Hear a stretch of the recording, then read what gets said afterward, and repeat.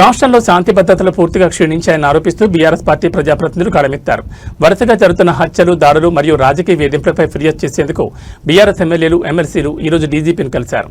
అనంతరం మీడియాతో మాట్లాడిన వారు రాష్ట్రంలో అరాచక శక్తుల ఆగడాలు పెరిగిపోతున్నాయని, పోలీసు వ్యవస్థను రాజకీయ ప్రయోజనాల కోసం వాడుకుంటున్నారని ధ్వజమెత్తారు. డీజీపీ కార్యాలయం చేరుకున్న బీఆర్ఎస్ నేతల బృందం రాష్ట్రంలోని ప్రస్తుత పరిస్థితులపై సమగ్ర నివేదికను అందజేసింది. గత కొద్ది రోజులుగా రాష్ట్ర వ్యాప్తంగా హత్యలు, దౌర్జన్యాలు పెరిగిపోయాయని, సామాన్యులకు రక్షణ కరువైందని బీఆర్ఎస్ ఎమ్మెల్యేలు ఆవేదన వ్యక్తం చేశారు. హైదరాబాద్ వంటి నగరాల్లో కూడా పట్టపగలే దాడులు జరగడం ప్రభుత్వ వైఫల్యమేనని మండిపడ్డారు. బీఆర్ఎస్ కార్యకర్తలను, నేతలను లక్ష్యంగా చేసుకుని దాడులు చేస్తున్నారని, అక్రమ కేసులు బనాయిస్తున్నారని వారు డీజీపీ దృష్టికి తీసుకెళ్లారు. పోలీసులు నిష్పక్షపాతంగా వ్యవహరించాలని, అధికార పార్టీ ఒత్తిళ్లకు లొంగకూడదని డిమాండ్ చేశారు. రాష్ట్రంలో మహిళలపై నేరాలు పెరుగుతున్నాయని, ప్రభుత్వం కేవలం రాజకీయాలకే ప్రాధాన్యత ఇస్తూ భద్రతను గాలి కుదిలేసిందని విమర్శించారు. నేరస్తులు ఎవరైనా సరే కఠినంగా శిక్షించాలని, రాష్ట్రంలో శాంతియుత వాతావరణాన్ని కాపాడాలని డీజీపీని కోరినట్లు వెల్లడించారు.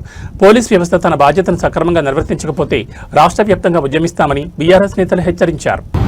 పోలీసుల యొక్క నిర్లిప్తత, చేతగానితనం ఒకవైపు, రెండో వైపు అక్కడున్న కేంద్ర హోంశాఖ సహాయ మంత్రిగా ఉన్న బండి సంజయ్ గారే స్వయంగా అనాగరికంగా ప్రవర్తిస్తూ ఉన్నారు.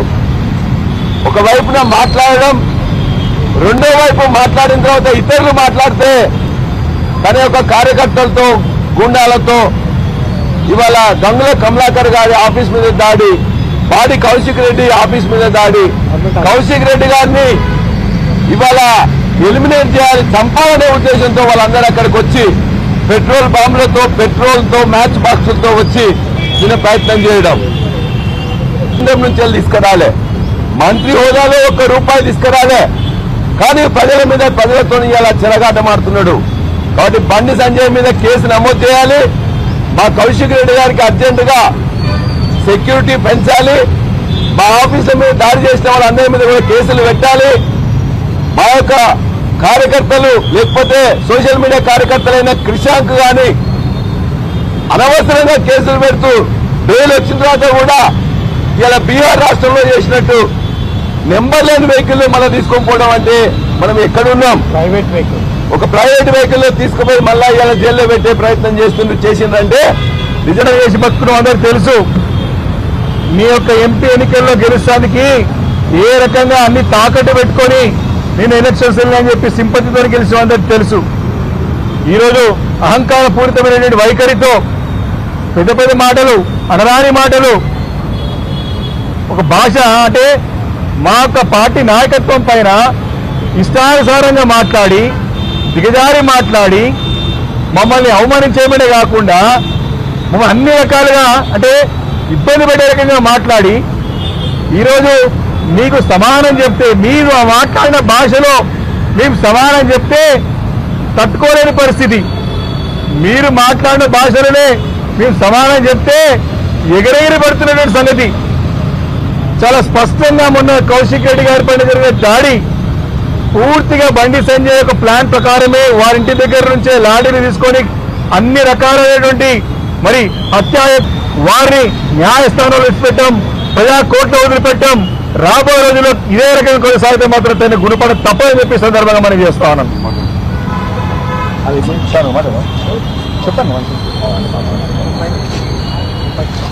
అందరికీ నమస్కారం. ఇవాళ టీఆర్ఎస్ శాసనసభ్యులు, శాసన మండలి సభ్యుల పక్షాన మేము రాష్ట్ర డీజీపీ గారిని కలిసి రాష్ట్రంలో నెలకొన్నటువంటి అరాచక పరిస్థితుల గురించి మా ఆందోళనలు, మా ఫిర్యాదులు అందజేయడం జరిగింది. రాజ్యాంగాన్ని రక్షణ చేయాల్సినటువంటి హోంశాఖ సహాయ మంత్రి గూండాలను పంపి దాడులు చేయిస్తున్నాడు. ఈ రాష్ట్రంలో ముఖ్యమంత్రిగా, హోంమంత్రిగా ఉన్న ఆయన 2.5 సంవత్సరాలుగా వరుసగా బీఆర్ఎస్ పార్టీ కార్యాలయాల మీద దాడులు జరిపిస్తున్నాడు. బీఆర్ఎస్ ఎమ్మెల్యేల కార్యాలయాలంటే, క్యాంప్ ఆఫీసులు అంటే అవి ప్రజల ఆస్తులు, అవేమీ ప్రైవేటు బిల్డింగ్స్ కావాలి. ప్రజల పన్నుల నుంచి వచ్చినటువంటి ఆదాయంతో కట్టినటువంటి బిల్డింగ్స్, వాటి మీద ఎట్లా దాడులకు దిగబడతారు? ఇలాహపై బండి సంజయ్ సాగిస్తున్నటువంటి ఈ దురాగతాన్ని ప్రజలు గమనిస్తున్నారు. బీజేపీ నాయకులారా తారా హుషారు. మీ పార్టీ మూలాలు పెకలిస్తున్నాడు. మీ పార్టీకి కూడా ఆయన ఘాతకుడుగా తయారైనాడు. ఈ విషయాన్ని గ్రహించాల్సినటువంటి అవసరం ఉంది. కుసంస్కారానికి, దాడులకు, గూండాయిజానికి ప్రతీకలుగా మారారు రేవంత్ రెడ్డి అండ్ బండి సంజయ్. వీళ్ళ విషయంలో తెలంగాణ సమాజం చూస్తూ ఊరుకోదు. చైతన్యవంతమైనటువంటి సమాజం, ప్రజాస్వామ్య విలువల్ని ప్రేమించేటువంటి సమాజం, ప్రజాస్వామ్య పోరాటం చేసి తెలంగాణను సాధించినటువంటి సమాజం కనుక ఈ సమాజం మిమ్మల్ని క్షమించదు. ఇవాళ మేము అందుకనే ఆనంద్ గారికి చెప్పినాం, వారి నుంచి మేము ఆశిస్తున్నాం, వారి చట్టాన్ని రక్షిస్తారని ఆశిస్తున్నాం, మాకేం ఫేవర్గా ఆశించట్లేదు. ఈ రాష్ట్రంలో ఎమ్మెల్యేల కార్యాలయాలు కాపాడండి, ఎమ్మెల్యేల ప్రాణాలు కాపాడండి అని అడిగాం. ఎమ్మెల్యేల మీద దాడులు జరగకుండా చూడండి. ఈ ఫ్యాక్షనిస్ట్ సంస్కృతి, ఈ బీహార్లో ఉండేటువంటి దాడుల సంస్కృతిని తెలంగాణలో రానివ్వకండి. ఆయన రోజు తినేటువంటి ఒక తంబాకు గురించి ఆయన ప్రస్తావన చేసిండు. నాకు సంబంధం లేదు మొర్రో, నెత్తి మీద నోరు పెట్టుకుని రేవంత్ రెడ్డి, బండి సంజయ్ చేసిన తప్పుడు ప్రచారాన్ని నిరంతరం కేటీఆర్ గారు తిప్పికొట్టినప్పటికీ కూడా అవసరమైతే నా ఎంపికలు ఇస్తా, నా గోర్లు ఇస్తా, అనే నాయన నేను సిగరెట్ కూడా రాగను రా అని చెప్పని నెత్తి మీద నోరు పెట్టుకుంటే కూడా పరమేశ్వ దావా కూడా వేసిన తర్వాత కూడా చిల్లర మల్లరగా నోటికి త్వరగా ఉన్నటువంటి వాళ్ళ లెక్క ఏది పడితే అది మాట్లాడుతుంది. మీరు డ్రగ్స్ అంటే తప్పులేదు, ఈయన గంజా, మీరు తంబాకు తింటున్నారు, తంబాకు తింటాడు ఆయన పెద్ద మనిషి, మరి తంబాకు తింటాడు అని అంటే తప్పు అంటే ఎట్లా చెప్పి తెలంగాణ సమాజం దయచేసి ఆలోచించమని కోరుతున్నా. ఏ కొడుకైనా ఒప్పుకుంటాడా? లేకపోతే ఏ మిత్రుడైనా ఒక మా నాయకుడిని పట్టుకొని నువ్వు కేసీఆర్కే పుట్టినవా అని చెప్పని అనేటువంటి ఔచిత్యం ఏం చెప్పండి? Is the language of civilised leader? Is the language of civilised leader?